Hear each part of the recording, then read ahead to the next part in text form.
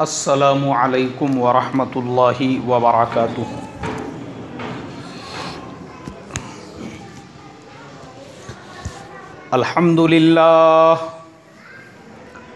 अल्हम्दुलिल्लाहि नहमदुहु व नस्तईनुहु व नस्तगफिरुहु व नुमिनु बिही व नतवक्कलु अलैहि व नऊज़ु बिल्लाहि मिन शुरूरि अनफुसिना व मिन सय्यिआति अअमालिना।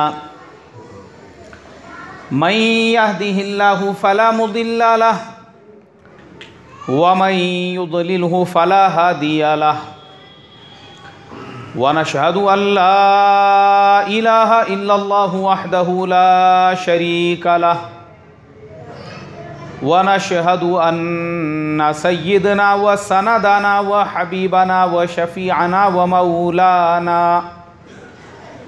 मौलाना मुहम्मदन अब्दुहु व रसूलुहु अल्लज़ी उर्सिला बिलहक़्क़ि बशीरन व नज़ीरा। अम्मा बअदु फ़क़द क़ाल अल्लाहु तबारक व तआला अऊज़ु बिल्लाहि मिनश शैतानिर रजीम बिस्मिल्लाहिर रहमानिर रहीम मुख़लिसीना लहुद्दीन सदक़ल्लाहुल अज़ीम।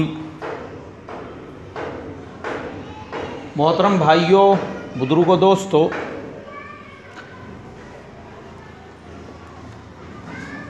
इस्लाम की तारीख़ को अगर हम उठाकर देखेंगे हमको ये मिलेगा। मुसलमानों ने इखलास के साथ जब दीन की मेहनतें की, अल्लाह की रज़ा के लिए, उसकी खुशनुदी के लिए, अल्लाह तबारक व तआला ने मुसलमानों को ऐसे कामयाब फरमाया कि मशरिक़ व मग़रिब में मुसलमानों का डंका वो बजा करता था। हज़रत उमर फ़ारूक रज़ी अल्लाह तआला अन्हु के ज़माने में पौन दुनिया वो इस्लाम के साए में आ चुकी थी। भाई पीछे के जो साथी है वो थोड़ा पहले आगे बढ़ जाओ, क्योंकि मुझे दूसरी सफ़ और तीसरी सफ़ में बहुत ज़्यादा जगह नज़र आ रही। पहले जो आने वाले साथी है वो कोशिश करके एहतमाम से ज़रा पहले की सफ़ों को पुर कर देना, तो बाद में आने वाले साथियों को थोड़ी सहूलत होती है, आसानी होती है। दुरूद शरीफ पढ़ लो एक मरतबा।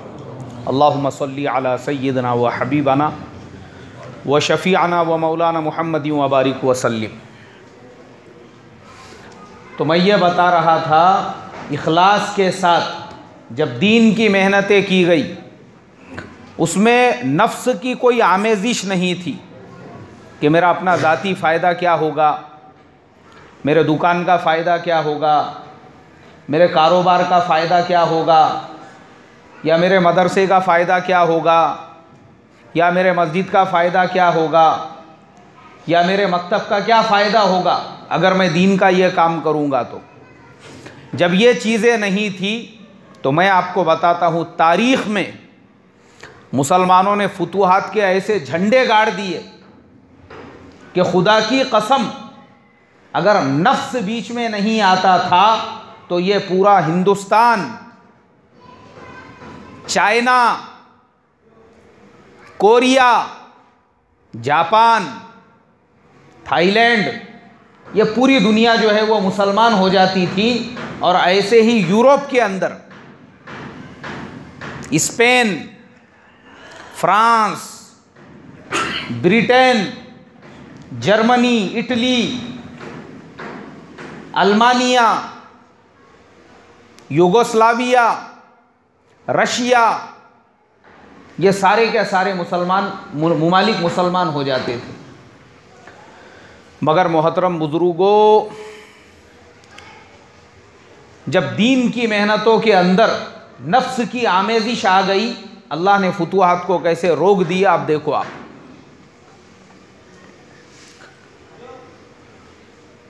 पहली हिजरी में, पहली सदी हिजरी, अल्लाह के नबी सल्लल्लाहु अलैहि वसल्लम के ज़माने के बाद सहाबा की कुर्बानियाँ देखो। हज़रत अबू बकर सिद्दीक़ रज़ी अल्लाह तआला अन्हु, मुसलमानों ने मशवरे से उनको अपना अमीर बना दिया। इसलिए कि मुसलमान जानते थे किसी एक को अगर अपना अमीर नहीं बनाएंगे तो फिर 50 खड़े होंगे, क्योंकि अपनी कौम के अंदर बहुत कौम है चौधरी बनने की। हाँ, हर एक को चौधरी बनने का है। ऐसा अगर कहीं मौका मिल जाए ना, इसके लिए मस्जिदों में झगड़े चलते, ट्रस्ट और कमेटियों में। इसीलिए मदरसों के ट्रस्ट और कमेटियों में झगड़े चलते, हर एक को सदर बनने का रहता, हर एक को चेयरमैन बनने का रहता।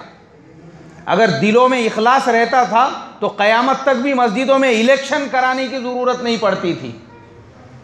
हमारे ज़माने में मस्जिदों में इलेक्शन क्यों कराए जाते हैं?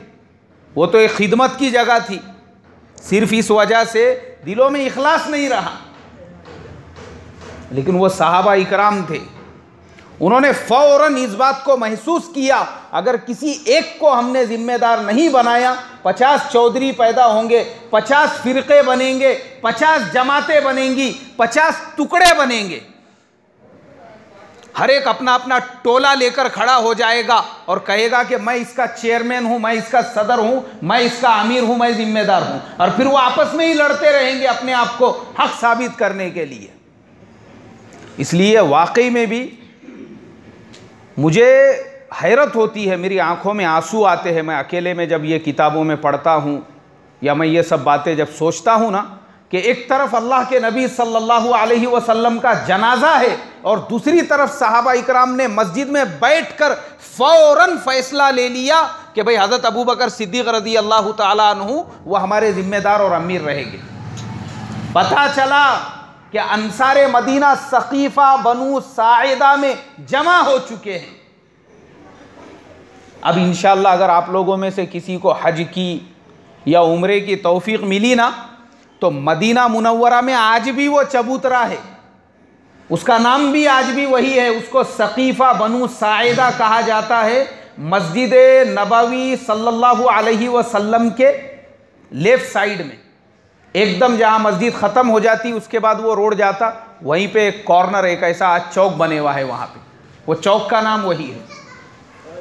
पता चला कि अंसारे मदीना वहाँ पे जमा हो चुके हैं। अब वो ये कहेंगे कि भाई अमीर बनाओ तो अंसारे मदीना में से, मुहाजिरीन जमा होंगे, वो कहेंगे कि अमीर बनाओ तो मुहाजिरीन में से। तो फिर एक वक्त ऐसा आएगा कि शैतान अंसार और मुहाजिरीन को लड़ा देगा। इसलिए सहाबा ने ताख़ीर नहीं की। एक तरफ अल्लाह के नबी सल्लल्लाहु अलैहि वसल्लम का जनाजा है, पहले अमीर तय किया हज़रत अबू बकर सिद्दीक़ रज़ी अल्लाह ताला अन्हु को, उसके बाद अल्लाह के नबी सल्लल्लाहु अलैहि वसल्लम की नमाज जनाजा पढ़ी गई और आप सल्लल्लाहु अलैहि वसल्लम को दफन किया गया। क्यों किया गया ऐसा? इसलिए कि अल्लाह के नबी ने फरमाया था, जो कौम भी बग़ैर अमीर या बग़ैर ज़िम्मेदार के होती है, उनकी मिसाल वैसी ही होती है जैसे जंगल के अंदर बकरियां होती है जिनका कोई चरवाहा ना हो। अब बग़ैर चरवाहे के अगर बकरियां जंगल में रहेंगी तो भेड़िया उनको क्या करेगा भाई? खा जाएगा। जैसे भेड़िया उन बकरियों को खा जाएगा, ऐसे ही इंसानों का भेड़िया शैतान है। अगर हमारा कोई जिम्मेदार, हमारा कोई अमीर और हमारा कोई रहबर और रहनुमा नहीं रहेगा, बिखर जाएंगे हम लोग और शैतान फिर हमको अपने नरगे में ले लेगा। कहीं पे जमात के नाम पर, कहीं पे फ़िरक़े के नाम पर, कहीं पे नज़रिए के नाम पर हमको लगेगा नहीं यार ये सही है। फिर कोई दूसरा चौधरी आके बोलेगा ये सही है, तीसरा बोलेगा ये सही है, हमारा हाल मुंतशिर हो जाएंगे हम। तो हज़रत अबू बकर सिद्दीक़ रज़ी अल्लाह ताला अन्हु के जो एहसान हैं हमारे ऊपर, हम उसको फरामोश नहीं कर सकते। सबसे पहला काम यह किया, उस ज़माने में जितने झूठे नबी पैदा हो चुके थे, हज़रत अबू बकर सिद्दीक़ रज़ी अल्लाह ताला अन्हु ने उनकी जड़ों को काटने का काम किया।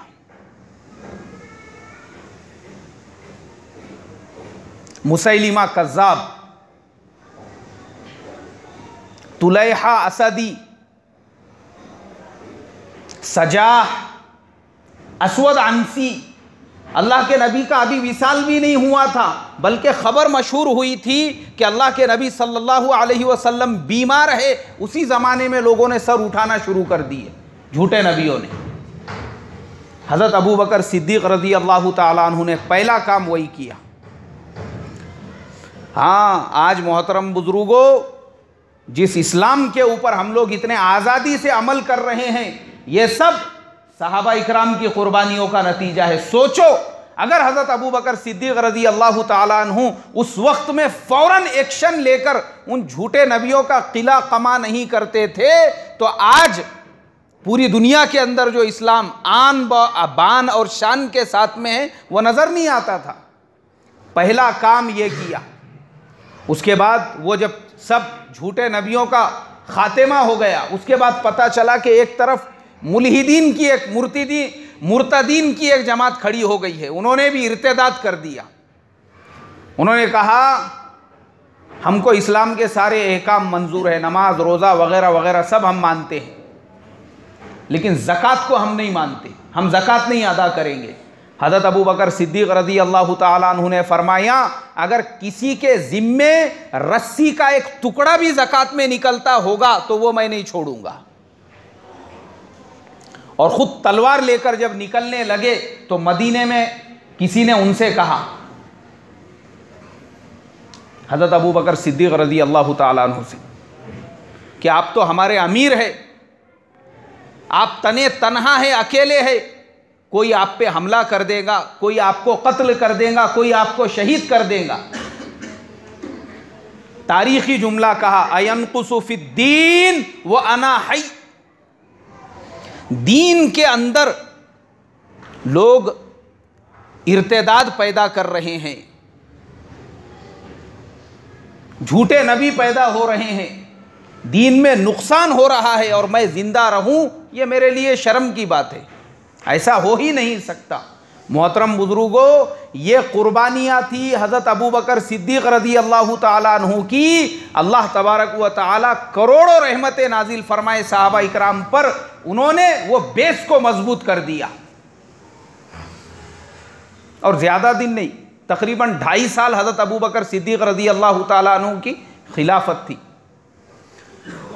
हज़रत उमर फ़ारूक रज़ी अल्लाह ताला अन्हु का ज़माना आया। अब हज़रत उमर फ़ारूक रज़ी अल्लाह ताला अन्हु के ज़माने में फुतूहात का ज़माना, क्योंकि हज़रत उमर को जो हुकूमत और खिलाफत का मौका मिला उसका बेस हज़रत अबू बकर सिद्दीक़ बना चुके थे। उनके ज़माने में अब बगावतों का और इर्तिदाद का कोई मसला ही नहीं रहा था, उन सब का तो खात्मा इन्होंने कर दिया था। इनको एकदम हज़रत उमर फ़ारूक रज़ी अल्लाह ताला अन्हु को एकदम अमन व अमान वाली जो खिलाफत थी वो हज़रत अबू बकर ने उनके हवाले कर दी। अब हज़रत उमर फ़ारूक रज़ी अल्लाह ताला अन्हु ने उससे फ़ायदा उठाया और दुनिया के जो दूसरे मुख्तलिफ इलाक़े थे उन इलाक़ों में सहाबा इकराम की जमातों को रवाना किया। हज़रत साद इब्न अबी वक़ास रज़ी अल्लाह ताला अन्हु, उन्होंने ईरान को फ़तेह किया।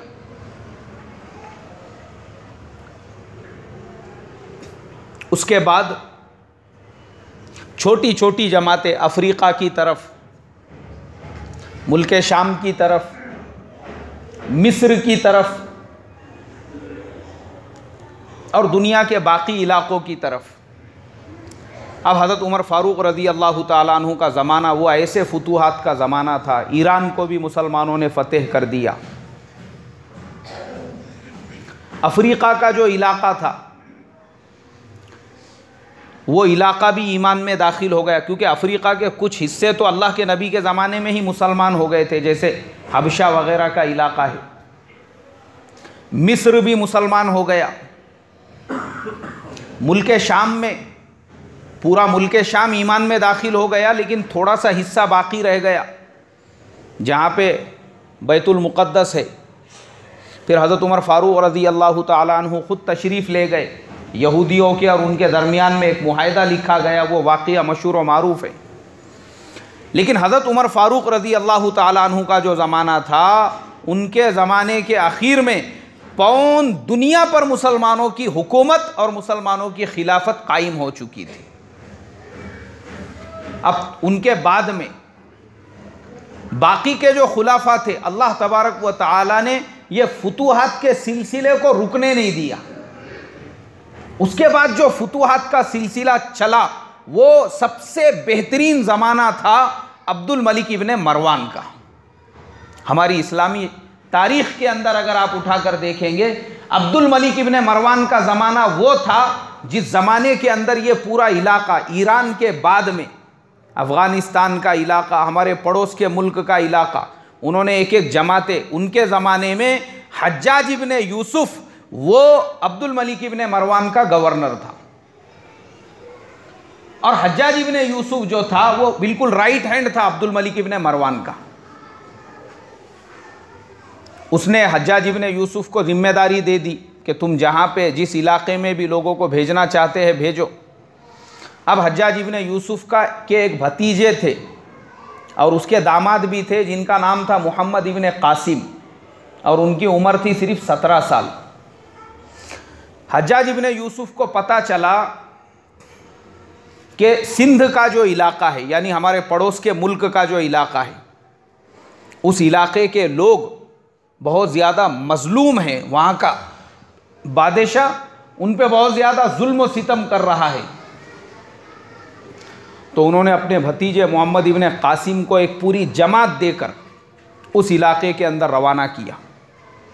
अब मोहम्मद इब्ने कासिम वो इलाके में पहुँचे, उन्होंने बादशाह से मुकाबला किया, राजा से। गालिबन उस राजा का नाम राजा दाहिर था जिससे मोहम्मद इब्ने कासिम की लड़ाई हुई। और मोहम्मद इब्ने कासिम वो पूरे इलाके को फतेह करते हुए आगे बढ़ रहे थे। उन्होंने ही अफ़गानिस्तान के पूरे इलाके को फतेह किया और वो पूरा इलाका ईमान में दाखिल हो गया। पड़ोस के पूरे मुल्क के इलाके में दाखिल हुए, वो पूरा मुल्क भी ईमान में दाखिल हो गया। उसके बाद आगे बढ़ते बढ़ते हमारे मुल्क के अंदर तक पहुँच गए। अब हज्जाज इब्ने यूसुफ के एक और गवर्नर, एक और सिपह सालार थे, उसका नाम था मूसा इब्ने नुज़ैर, और बाज़ किताबों में मिलता है मूसा इब्ने नुसैर। तो मूसा इब्ने नुसैर जो थे, हज्जाज इब्ने यूसुफ ने उनको एक लश्कर दे दिया और उनको अपोजिट साइड में, वेस्ट में, यूरोप के इलाके के अंदर मेहनत के लिए भेज दिया। अब देखो, दोनों इलाकों में फुतूहात का ज़माना चल रहा था। ये यूरोप के इलाके में पहुंच गए मूसा इब्ने नुसैर, और वो इलाका ईमान में दाखिल होने लगा। उन्हीं के ज़माने में वो पूरे इलाके, आज भी शायद मुसलमानों को पता नहीं होगा, लेकिन मैं बताता हूँ आपको। ये मत समझो कि यूरोप में मुस्लिम मुल्क नहीं है। यूरोप के अंदर, यूरोप जो है ना, यूरोप, हाँ, हम लोगों को लगता है कि अफ्रीका, एशिया में ही खाली मुस्लिम ममालिक है, ऐसा नहीं है। यूरोप के अंदर यूगोस्लाविया वो मुल्क है जहाँ पे 50% से ज़्यादा आबादी मुसलमानों की है। उसके अलावा वहाँ पे बोस्निया, हर्जेगोविना, और उसके अलावा और एक दो मुल्क है, कोसोवो वगैरह, उन मुल्कों में 70% से ज़्यादा आबादी मुसलमानों की है। इसी तरीके से आर्मेनिया है, वहाँ के मुफ्ती साहब से तो मैं खुद मिला हूँ।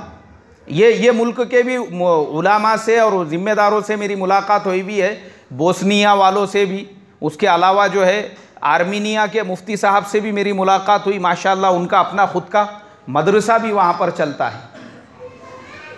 तो उनसे भी मैंने वहाँ के हालात पूछे, तो अल्हम्दुलिल्लाह वहाँ पर भी मदारिस है, वहाँ पे भी दीन की तालीम दी जाती है, वहाँ पर भी बच्चे हाफिज़ कुरान, आलिम दीन बन रहे हैं। और आगे की तालीम के लिए फिर वो वहाँ के बच्चों को मदीना यूनिवर्सिटी में या फिर मक्का मुकर्रमा में उम्मुल कुरा यूनिवर्सिटी के अंदर वो लोग भेजते हैं पढ़ने के लिए। अब वो इलाकों में भी इस्लाम है, पूरे पूरे मुल्क है मुसलमानों के, वहाँ पे भी मस्जिदों में अजानें होती है। अब हम लोगों को क्या लगता है कि यूरोप के हमने जो बड़े बड़े मुल्क है, फ्रांस है, ब्रिटेन है, इंग्लैंड है, उसके अलावा जर्मनी वगैरह है, हम लोगों ने इनके ही नाम सुने हुए हैं। हालांकि ऐसा नहीं है, वहाँ पे बहुत सारे ममालिक ऐसे हैं जहाँ पे मुसलमानों की आबादी 70% से ज़्यादा है। क्योंकि बहुत ख़तरनाक लड़ाई हुई भी है आज से तकरीबन 20 साल पहले। जो लोग तारीख़ का मुताला करते होंगे उनको याद होगा, यूगोस्लाविया के साथ में बोस्निया के मुसलमानों का कत्लेआम हुआ था, मुसलमानों के बस्तियाँ जलाई गई थी, लेकिन मुसलमानों ने हार नहीं मानी, आज़ादी की लड़ाई लड़ते रहे और 1994 के अंदर ये सारे मुस्लिम ममालिक को जो है यूगोस्लाविया से आज़ादी मिल गई। और अल्हम्दुलिल्लाह अभी अपने अपने ख़ुद के ममालिक है, तकरीबन आज से 20-22 साल पहले इनको आज़ादी मिली थी। तो ये सारे इलाकों में जो इस्लाम पहुंचा, ये पहुंचा मूसा इब्ने नुसैर के रास्ते से, और हमारे इन इलाकों के अंदर जो इस्लाम पहुंचा वो मोहम्मद इब्ने कासिम के रास्ते से। दोनों इलाकों के अंदर दो लोग, इस तरीके से फुतूहात का सिलसिला चल रहा था और दोनों आगे बढ़ते जा रहे थे।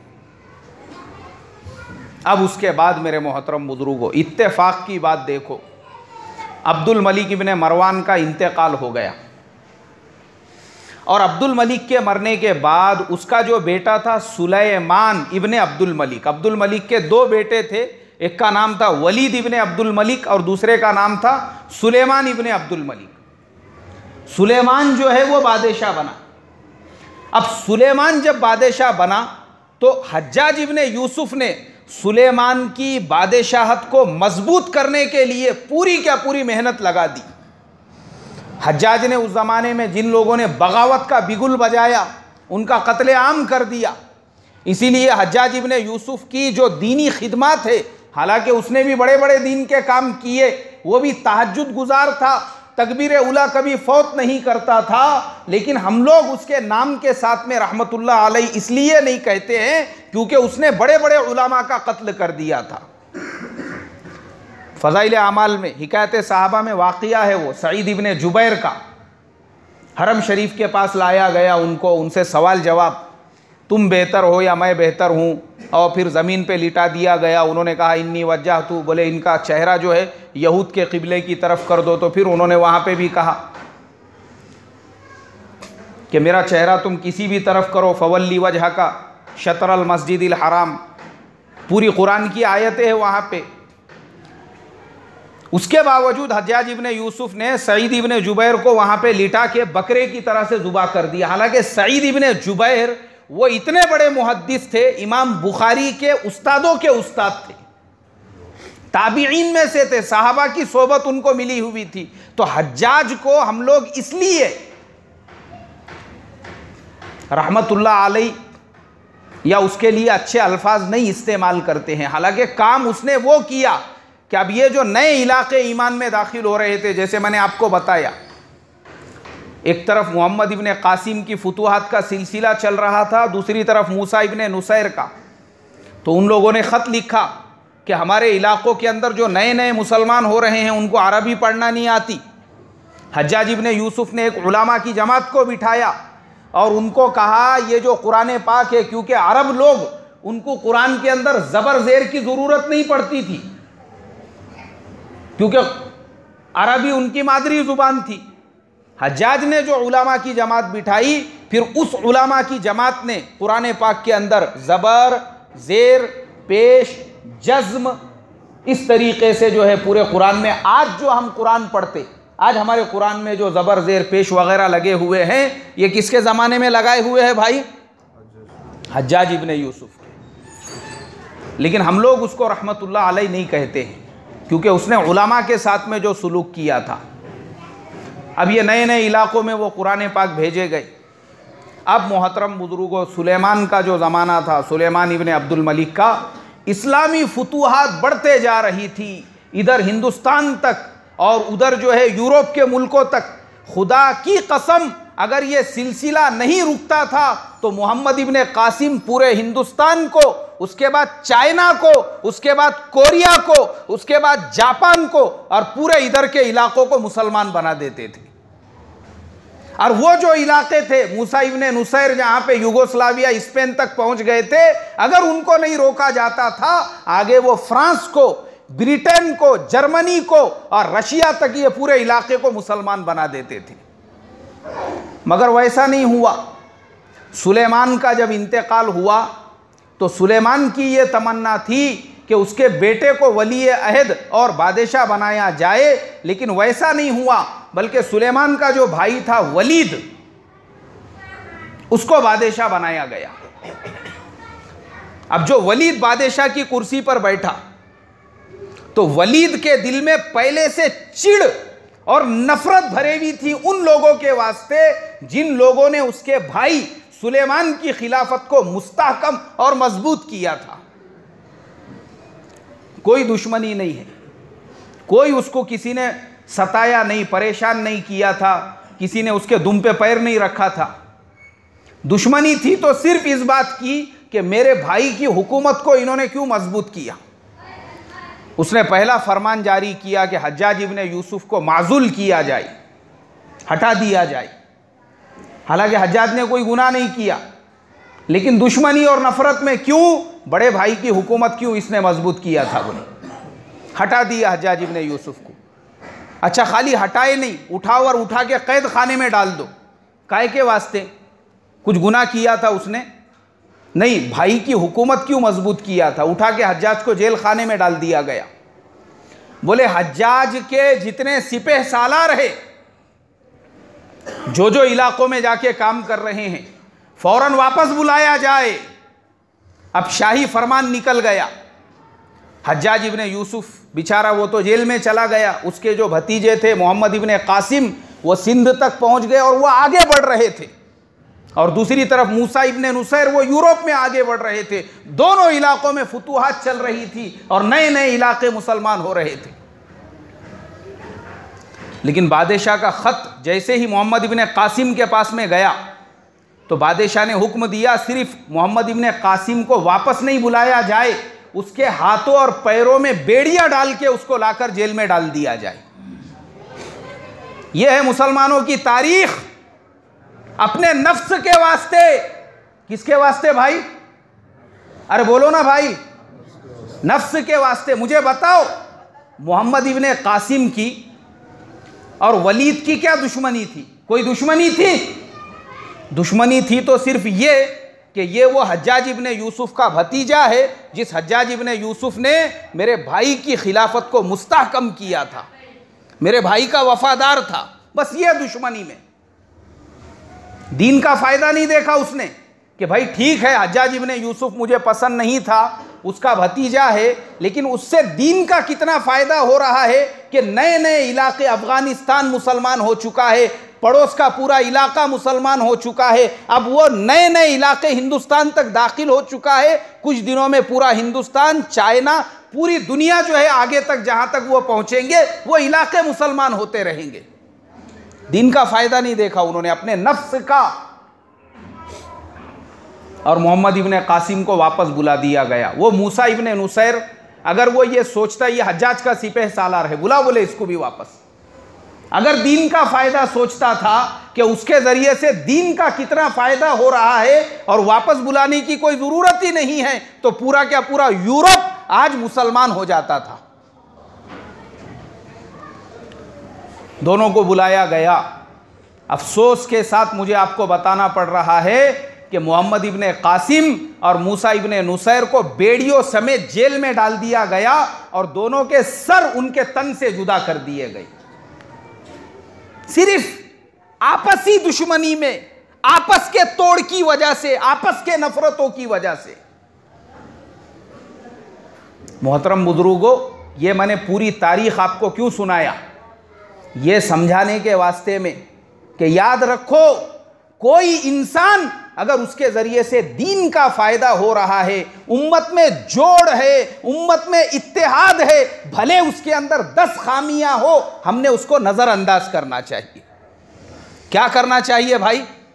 क्योंकि वो इंसान के जरिए से किसका फायदा हो रहा है? दीन का फायदा हो रहा है। हमने अपने दिलों को बड़ा करना चाहिए। आज हमारे दिल बड़े नहीं होने की वजह से उम्मत में इंतशार की जो कैफियत पैदा हो चुकी है, वो इसीलिए कि हम किसी के अंदर की 100 अच्छाइयां देखने को तैयार नहीं है। हमको नजर आ रहा है तो उस आदमी की क्या नजर आ रही है? खाली एक बुराई नजर आ रही है। इसके लिए मोहतरम बुजुर्गों, देखो हमारी तारीख, देखो हमारे तारीख में इस्लाम का, दीन का जो नुकसान हुआ है वो हमारे आपस के ये तोड़ की वजह से। इसलिए इंसान ने अपनी नीयतों को टटोलना चाहिए, अपने नफ्स को चेक करना चाहिए कि मैं इखलास के साथ सिर्फ अल्लाह की रजा के लिए कर रहा हूं या किसी और के लिए कर रहा हूं। और मैं आपको गारंटीड कहता हूं, मस्जिद के मिंबर पे बैठकर खुदा की कसम, अल्लाह ने आज के जमाने में भी विलायत के दरवाजों को बंद नहीं किया है। किसके दरवाज़ों को भाई? हाँ, नबूवत के दरवाजे बंद हो गए, अब क़यामत तक कोई नबी आएगा क्या? नहीं आएगा। विलायत के दरवाजे नहीं, और विलायत जो अल्लाह देते ना, वो मेरे जैसे के जुब्बे को देखकर नहीं देते, टोपी को देखकर नहीं देते। अल्लाह तबारक व तआला विलायतें अता फरमाते हैं दिल के सफाई को देखकर। इस आदमी के दिल में इखलास कितना है। आज के ज़माने में भी जो खालिस अल्लाह की रज़ा के लिए दीन का कोई भी काम करेगा, अल्लाह उसको बगैर वली बने के मौत नहीं देंगे, याद रखना। आज के ज़माने में भी अल्लाह वैसे ही दुआओं को कबूल करेंगे जैसे सहाबा इकराम के ज़माने में उन्होंने मरे हुए खच्चर को अगर ज़िंदा किया था। मैं आपको बताता हूँ, हमने ऐसे बुज़ुर्गों को देखा है जिन्होंने गाड़ी में पानी डालकर पेट्रोल की तरह से उसका इस्तेमाल किया।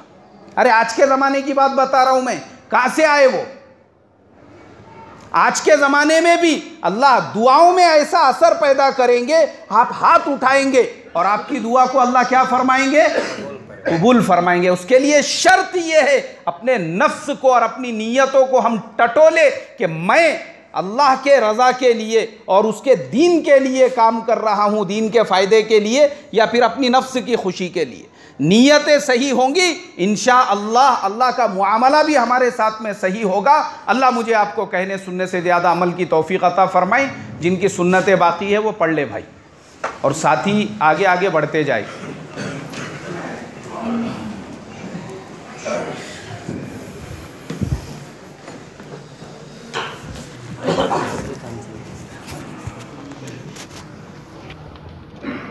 जलाल बाबा से मुलाकात की।